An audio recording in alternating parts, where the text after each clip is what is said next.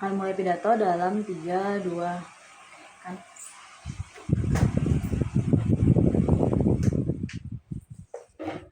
Akan mulai pidato dalam 3, 2, 1.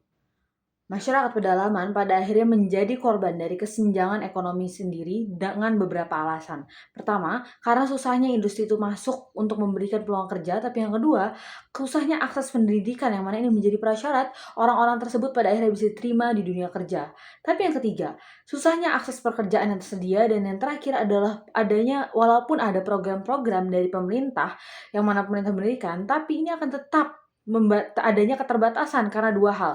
A, karena jenjang pekerjaan juga pada akhirnya tidak bisa meningkat. Tapi B, karena adaptabilitas dari masyarakat itu yang kurang. Mereka tidak biasa dengan restriksi yang dihadirkan oleh negara-negara modern. Mereka terbiasa bebas hingga akhirnya mereka tidak bisa beradaptasi dengan perubahan yang mereka dapatkan. Oleh karena itu, kami percaya untuk mendukung budaya itu dikapitalisasi sebagai objek turisme, tapi juga menjadi sumber ekonomi itu sendiri. Tapi 5 poin setup. Yang pertama, siapa dewan ini? Kita lihat konteksnya, bahwasanya MOS ini terkait memberdayakan masyarakat pedalaman. Artinya, kacamata yang digunakan adalah kacamata milik pemerintah karena interestnya dari obligasi dan juga dari obligasi pemerintah dan juga interest pemerintah itu sendiri untuk mempertahankan kesejahteraan dan juga kesetaraan di seluruh lapisan masyarakat, termasuk masyarakat adat itu sendiri. Tapi MOSI ini pada akhirnya masih evaluatif. Artinya apa? Pilihan pro dan kontra itu harus menjelaskan kenapa di dua belah pihak itu harus memiliki kapabilitas. Kalau dari kami tim pro, kami harus membuktikan kenapa turisme itu possible untuk dilakukan. Sedangkan tim kontra, mereka tuh harus buktiin kenapa pada akhirnya dengan mendirikan industri konvensional, pekerjaan konvensional itu bisa terrealisasikan. Tapi kedua, aktor rentan ini adalah masyarakat pedalaman pada akhirnya. A, mereka tuh hajat hidupnya dipengaruhi peluang ekonomi yang tersedia di daerah mereka. Tapi B, mereka memiliki kedekatan batin dengan lingkungan dan budaya mereka karena mereka sejak lahir sudah di sana.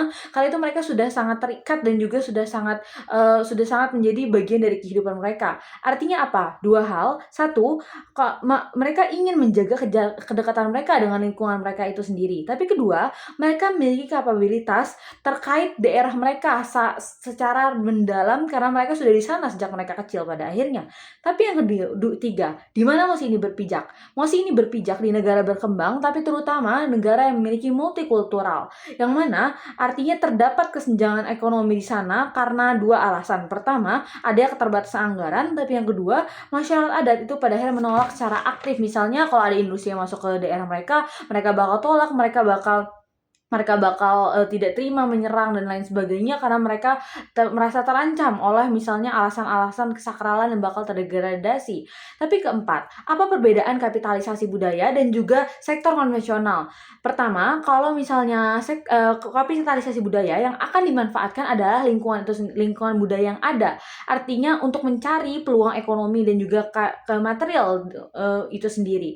Konteksnya misalnya gimana? Misal turisme dan juga batik. Dengan cara apa? 4 hal. Pertama, dengan publikasi. Kedua, misalnya ada branding dari aktif dari negara. Misalnya kayak ada Wonderful Indonesia dan juga misalnya budaya Indonesia Internasional dan lain sebagainya. Tapi yang ketiga, ada pembangunan sektor penunjang seperti misalnya jalan untuk turisme. Misalnya kayak jalan, transportasi dan lain sebagainya agar misalnya orang-orang turis itu bisa masuk dan bisa nyaman. Tapi keempat, adanya regulasi untuk apa? Pertama, untuk mengontrol misalnya pendatang yang datang agar tidak overload. Tapi yang kedua, bagaimana penanganan limbah, sampah-sampah dan kerusakan lingkungan agar mempreventif hal tersebut. Apa perbedaannya dengan sektor konvensional? Setidaknya dua alasan. A, dimana kalau dari sisi kontra, mereka tuh bakal mengirim orang-orang kota, orang-orang desa ini ke kota. Tapi B, kalau nggak kayak gitu, mereka tuh bakal membuat pembangunan industrial misalnya yang di dalam desa itu sendiri, yang mana memanfaatkan SDA yang ada untuk membuat peluang kerja itu sendiri. Tapi ini akan kami hancurkan nanti. Ada satu buah argumen terkait kesejahteraan masyarakat adat dengan 3 alasan struktural. Struktur yang pertama apa masalahnya?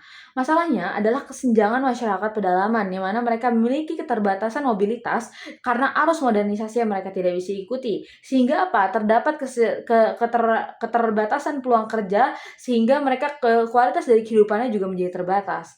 Tapi, kenapa ini menjadi masalah yang paling penting untuk diselesaikan? Karena pada akhirnya orang masyarakat adat adalah masyarakat konservatif yang mana mereka mengkonvensir secara aktif budaya-budaya mereka, yang artinya mereka adalah aktor yang paling krusial untuk menjaga sebuah budaya di suatu negara itu sendiri. Karena apa? Yang pada akhirnya budaya itu menjadi sebuah soft power dari sebuah negara, dan ini pada akhirnya menjadi identitas dan menjadi nilai jual bahkan ke kancah internasional. Sehingga apabila budaya ini hilang karena misalnya masyarakat adatnya hilang, atau misalnya masyarakat karena tidak dapat bersaing di dunia yang kapital saat ini, pada akhirnya pemerintah itu juga legitimasinya akan dikecam oleh masyarakat. Tapi struktur yang kedua, perubahan. Apa yang akan terjadi proses di sisi kami? Di sisi kami akan melakukan sebuah kapitalisasi itu melalui misal turisme.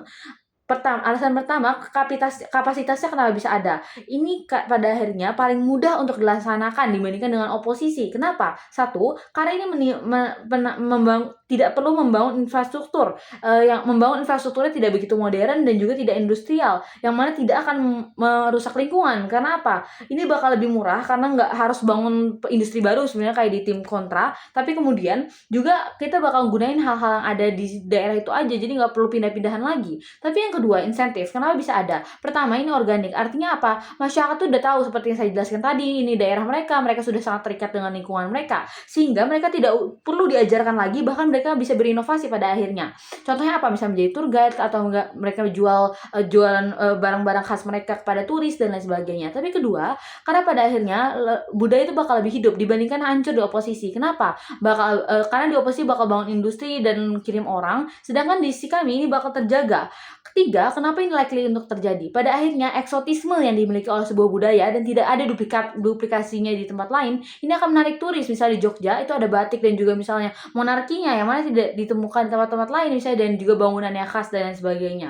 Tapi alasan struktur yang ketiga, yaitu apa dampaknya? Dua hal, yaitu kesejahteraan mereka. Kenapa? Mereka akan berkelanjutan, dan ini menjadi salah satu-satunya cara yang paling pasti mudah dicapai dibandingkan dengan tim kontra misalnya, karena kami melakukannya di daerah yang mereka sudah familiar itu. Tapi B, ini akan menjaga soft power, yaitu dari budaya, yang mana akan menjaga juga legitimasi pemerintah. Ini merupakan dampak makro yang pada akhirnya kami kredit. Komparasi gimana? Kalau di oposisi ini bakal ada stagnansi ekonomi di masyarakat pedalaman, yang mana mereka tidak terafiliasi dengan ekonomi. Masyarakat adat itu pada akhirnya akan mudah untuk dieksploitasi. Walaupun misalnya mereka bisa sejahtera, mereka bahkan mau mengorbankan budaya menjadi identitas mereka. Oleh karena itu telah menjaga problem solving dan juga masyarakat rentan. Karena itu kami berhak menang banget sebagai tim pro.